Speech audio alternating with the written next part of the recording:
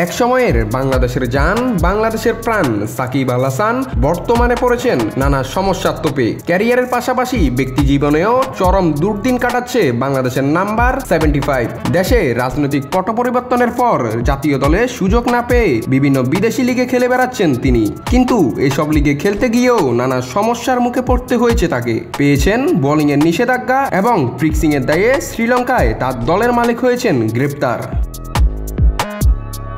আপাতদৃষ্টিতে সাকিবের আন্তর্জাতিক ক্যারিয়ার শেষ বলেই মনে করছেন অনেকেই। রাজনৈতিক কারণে দেশে ফিরে জাতীয় দলে খেলতে না পারায় সাকিবকে এখন দেখা যাচ্ছে বিভিন্ন বিদেশি লিগগুলোতে। আওয়ামী লীগ সরকারের পতনের সাথে সাথে শেষ হয়েছিল এই অলরাউন্ডারের রাজনৈতিক ক্যারিয়ারও। এর মাঝে চলতি বছরের সেপ্টেম্বরে সারের হয়ে ইংলিশ কাউন্টিতে একটি ম্যাচ খেলেছিলেন তিনি। ম্যাচটিতে দারুণ বোলিং করলেও প্রশ্ন উঠে তার বোলিং অ্যাকশন নিয়ে।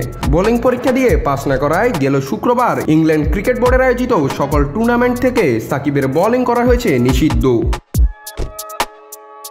একই দিনে সাকিবের জন্য দুঃসংবাদ আসে লঙ্কার টি10 সুপার লিগ থেকেও। সাকিবের দল গল মার্বেলসের মালিক প্রেম ঠাকুরকে ফিক্সিংয়ের দায়ে গ্রেপ্তার করেছে পুলিশ। প্রেম ঠাকুর তার দলের এক বিদেশি খেলোয়াড়কে ম্যাচ ফিক্সিংয়ের প্রস্তাব দিলে সেই খেলোয়াড় প্রস্তাবটি গ্রহণ না করে জানিয়ে দেন ফিক্সিং বিরোধী ইউনিটকে।